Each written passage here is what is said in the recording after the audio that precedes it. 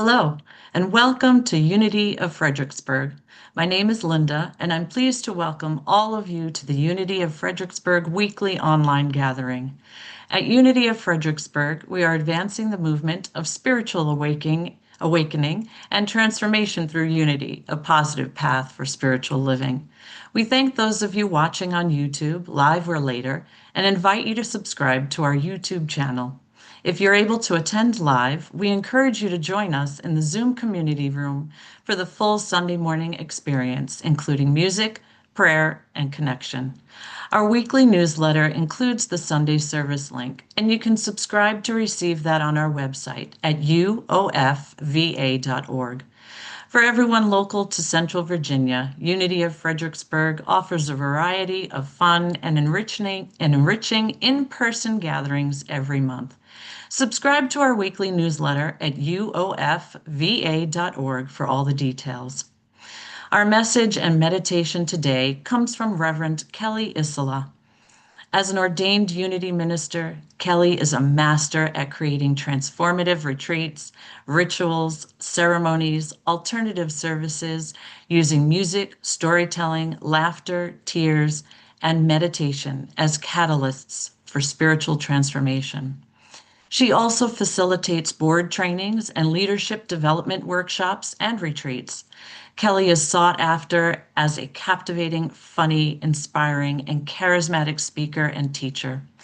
Kelly partners with faith communities and nonprofit organizations to move through times of change efficiently, effectively, and with sustainable results.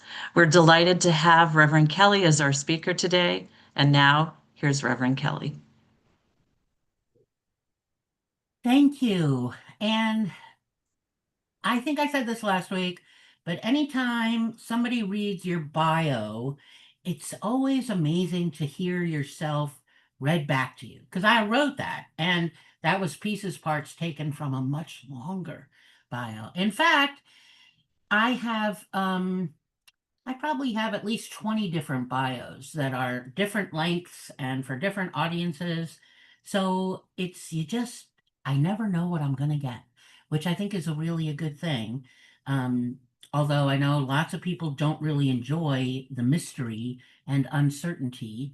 Um, and what can I say? That's life. The more you push back on uncertainty, the more you're going to get it. Because uncertainty is actually an invitation into a messy life, right? Into things that aren't clear, which is what today is about, right? The title is The Mirror in the Mud. And I'm going to guess that some people saw it and went, I'm sorry, what was that?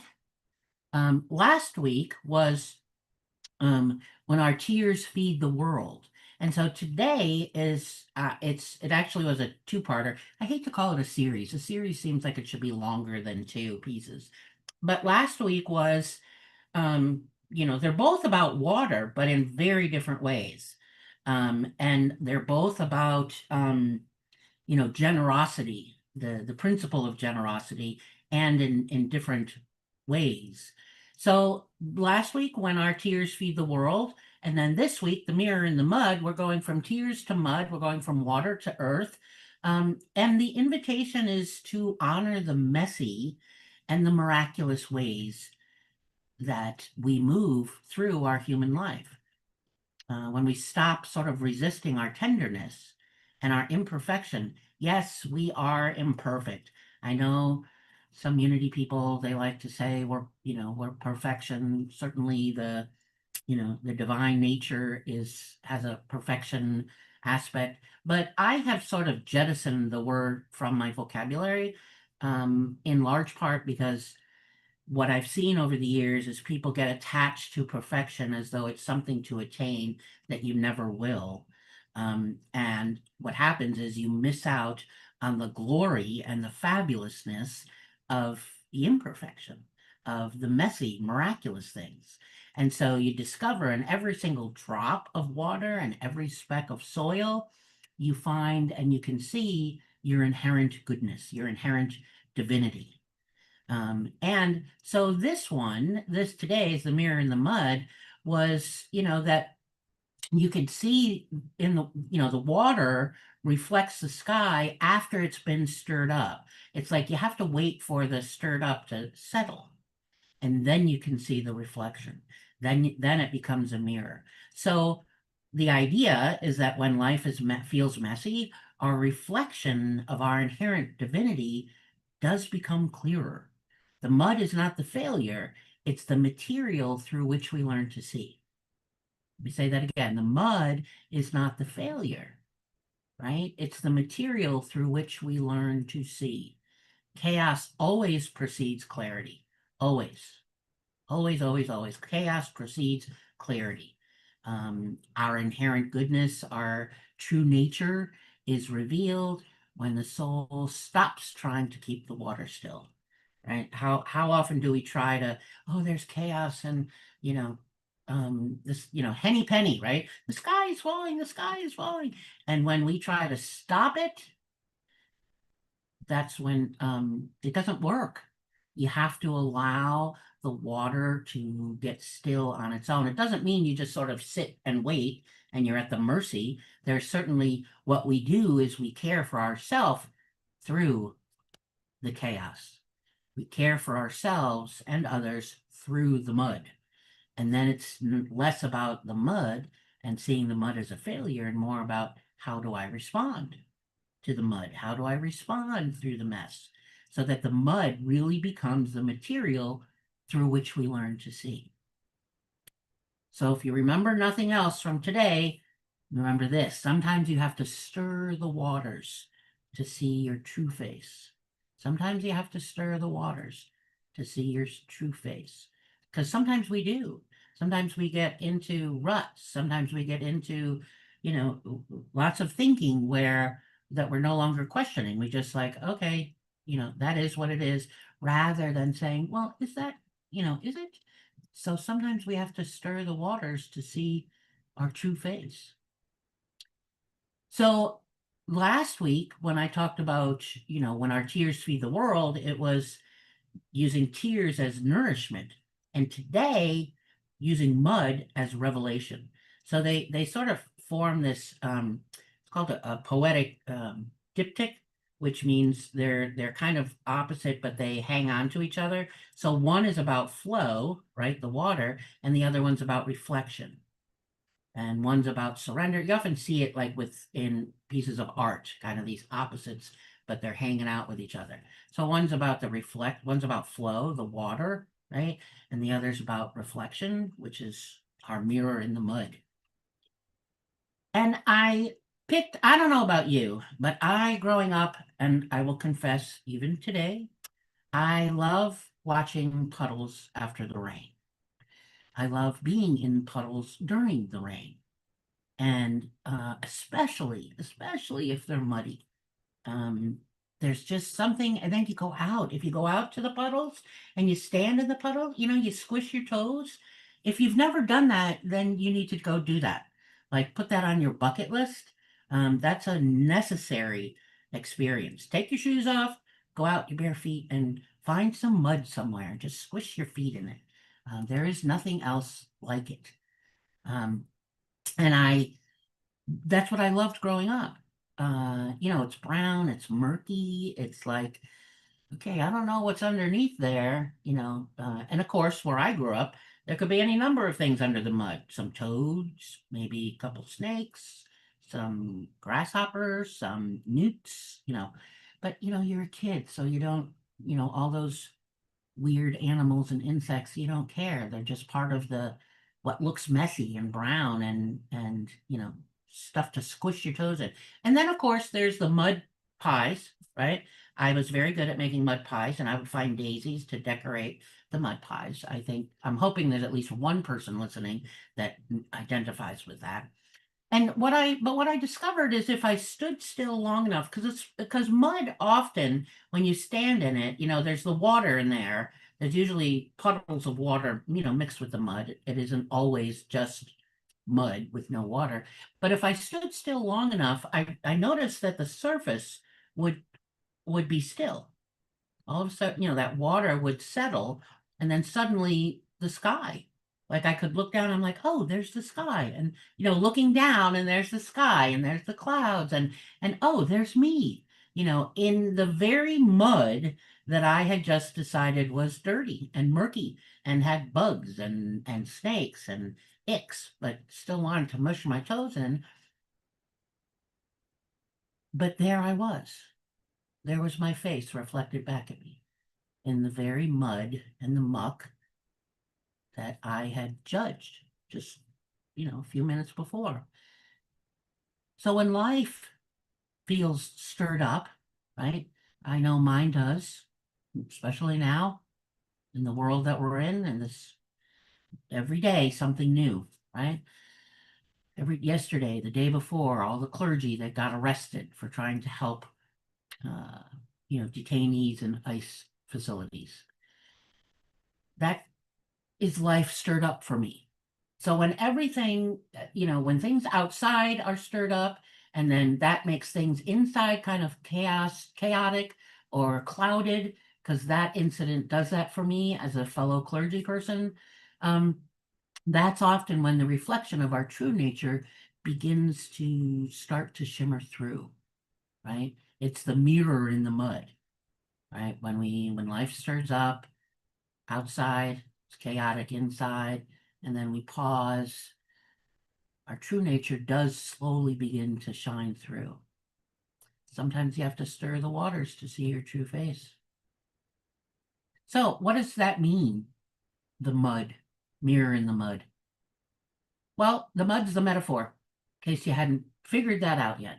And you know, me, if you've heard me before, I'm a word nerd. I love metaphors. I love connecting nature with you know, our day-to-day life, which makes sense because we are nature. There really wasn't a stork that dropped us down from on high.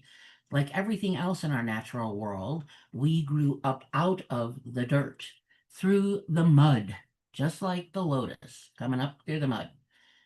So did we. So, mud, speaking of the lotus, mud is where life begins. Seeds germinate in the mud. As I just said, the lotus flower rises from it. Animals roll around in it. You ever see, those nature shows and you see rhinoceros or lots of elephants rolling around in the mud? They do that on purpose to take care of their skin. It heals their skin, it protects their skin, it's cooling, it's soothing. Um, we did that too growing up. We'd roll around in the mud. Like, can you get, I mean, that was the first, never mind a spa for a mud bath, just go roll around in the front yard after a rain. Um, so without the mud, though, again, it's not filth. It's not, something dirty or something to avoid. Um, it really is, um, the mud really is a place of fertility, right? Without the mud, there's not the reflection, there's not the growth, there's not the grounding. The mud, what we call mud in our lives, would be grief, confusion, loss, discomfort. Who wants to sit around with these things? And yet it's necessary. It's a mud bath. We need them, right? Rather than quick, get the hose so I can spray off all this mud. No, there's something about being in it, because it is growth, it is fertility, and allowing it to settle because it is holy ground, right? That's where life begins. That's where seeds are germinated in the mud, right? It's where the soul's roots take hold, right? Again, think of the lotus. And so when the water, mud, the mirror within the mud is when the water mixes with the earth, right? And then it holds, when you look at it, like if you're standing in the mud, you see slowly the reflection. And then you begin to see the mud and the reflection, because the mud doesn't necessarily go away. The our human experiences, right, is this messy blend of matter and um, non-matter, or our divine nature and our human life. It's both, and they're both equally important. Um, so again, we have to stir the waters sometimes to see our true face. We have to stir the waters. We need to stir the waters. We need to, it's like stirring the sediment, right? Because that's the sediment is where seeds germinate. That's the place of fertility. And we need to stop condemning that the mud, our humanity, is something that's less than, because it's not. And we see our true nature, right? Our divine nature shining through it when we just let it settle, right? So it matters because we spend a lot of our time avoiding the mud. Think about, this. So the example I'm about to use, I completely understand why we do it, because I certainly do. But think about any time you've ever parked your car and you open the door and you realize you've parked next to a puddle or some mud. And how many times do you either get back in the car and move it, or you figure out how to daintily or gently, avoid it, like do a long jump from the car seat or stretch your leg over it, right? As opposed to just, well, there it is, going to step in it. I'm going to go into the mud. Now, I have done that because I have on my most favorite shoes and I'm having a moment where I'd like to not step into the mud with my favorite shoes, even though they can be cleaned off. Or, I'm walking into some big event and it's probably best that I not walk in looking muddy, from the ankles down. And we do spend a lot of energy avoiding the mud. We have a tendency in our culture, and certainly within unity, to think that enlightenment means being clear and spotless and, above all the mud. And it's just not true. It's just not true because life keeps inviting us to put our hands into the soil. Transformation isn't clean, it's actually a holy mess. It's not, for me, it's to put my hands into the soil of my own becoming. Because remember, that mud is the fertile place. We use the word transformation a lot in unity and kind of label it lots of things and like wake up one day and go, ta-da, I'm all transformed. My life hasn't worked that way, and transformation certainly hasn't been clean. Much as I'd like to get a water hose and spray off some mud, it just doesn't work that way. I prefer to think of it and live through it as a holy mess, as holy mud, a holy mud bath. So when relationships fall apart, jobs end, a diagnosis, and get that, chaos, and we think we've lost the reflection, right? You're kind of looking at the mud in your life and like, oh, I can't see the reflection. And then you hear, as you just stand still and take care of you, again, you hear the whisper, look again, look again, because the muddy water doesn't stay muddy forever. If you just let it rest, you don't have to fix it, you don't have to rush, just trust that it settles, right? So our practices, our spiritual practices aren't about escaping the mud, but becoming still enough to see what's reflected, right? Be still enough to see what's reflected. That's what that psalm really is about, to be still and know. Just slow the heck down. Just be still. And then you know. And the knowing is seeing what's reflected there. So when everything else is stripped away, what remains is what's true, which is you, your human divinity, your humanity divinity. It's like one thing, right? That's what remains, and that's what's true. Your presence, your love, your compassion, your kindness, your strength, and. The mud humbles us and it equalizes us. It connects us. It connects us because we all get dirty on the way to awakening. If you think anybody on the way to awakening isn't getting dirty, go find somebody else because we get dirty on the way to awakening. You can't not. You can't not. There's mud in our life, in our world, as there should be, as there should be. So the way to practice living as the mirror in the mud is exactly one thing, is exactly what I just said. When life is stirred up, don't run. Don't run. Stop. Just stop. Let the mud settle. There's nothing to fix. There's nothing broken. Just stop running. Let the mud settle. Pause. Breathe. And either literally looking at the mud or metaphorically in your mind seeing what reflection is trying to appear here. What reflection is trying to appear?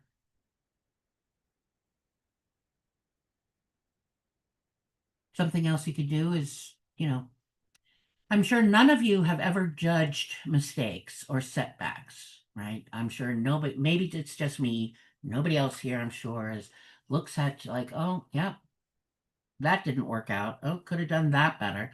Yeah, I don't like the way I talked to that person. That could have been different, or any kind of setback. They're not mistakes. They're the mud. They're the mud. They're the compost. Nothing's ever wasted. Ever. Ever. Mud is what makes the reflection possible.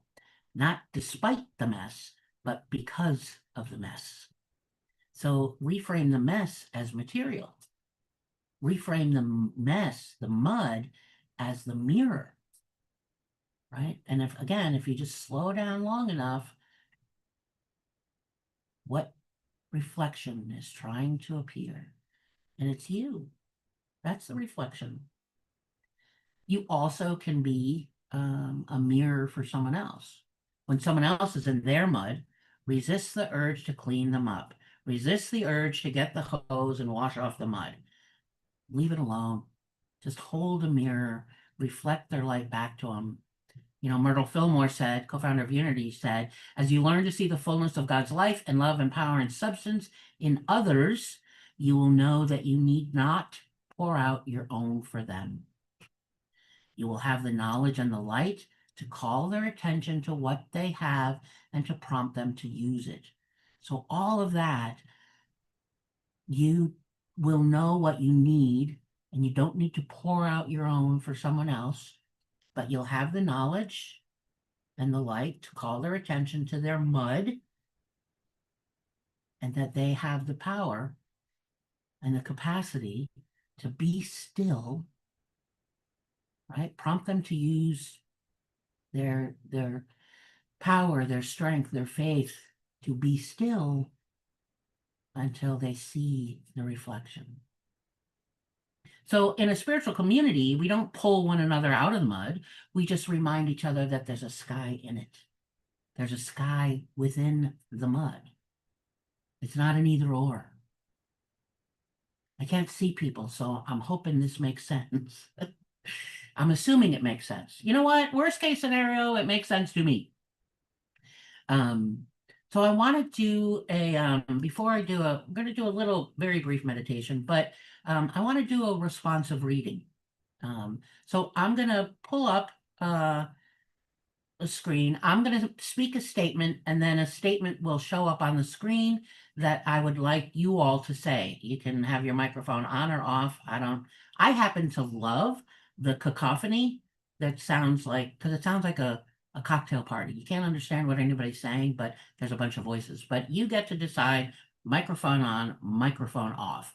So I'm going to speak a statement, and then on the slide, you'll see something that I will say. I will say the word together, and then we will speak the statement on the screen.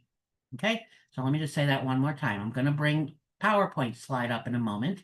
I will speak a statement that's not on the slide, and then a slide will come up, and I will say together, and we will all speak the words that are on the slide. Okay, here we go. Take a breath. Get comfortable in your seat. Maybe wiggle around in it.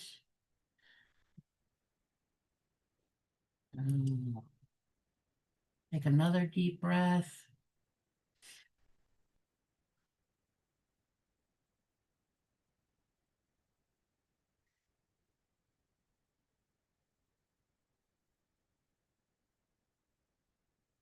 Before the lotus blooms, it rests in the mud. Together, we come Come as we as we are, are, stirred, still seeking, seeking, still still becoming. becoming. Mud is not the enemy of light, it is the cradle of life. Together, we bless the mud of our Our lives, lives, the soil of transformation. transformation. When the waters are cloudy, wisdom rises from within. Be still. Together, in stillness, Stillness, the reflection reflection appears. appears. Our truest nature shimmers in the very places we call unclean. Together, we are the The mirror mirror and the mud, and mud, the becoming coming. and the being. Today, we may stop trying to wash away our humanity. No, today, may we stop trying to wash away our humanity. Let me say that one more time. Today, may we stop trying to wash away our humanity. Together, we remember the Remember, same same forces that forces shape that shape stars stars, shape shape us, us, ever ever unfolding, unfolding, ever ever becoming. becoming. May we recognize our own reflection, even and especially in the mud. And so it is. So take a deep breath.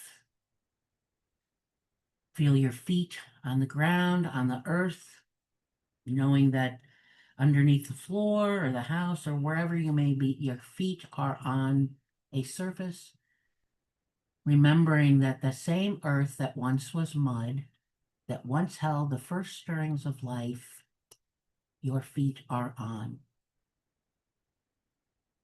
Imagine the muddy places in your own journey, the uncertainties, the heartbreaks, the not yet healed places, and see a soft shimmer across their surface. See your own reflection there, honest, human, whole. And whisper quietly to yourself, the mud is not my enemy. The mud is my mirror. From it I rise, rooted, real, and renewed. And so it is, and so we go forth and be it. Amen.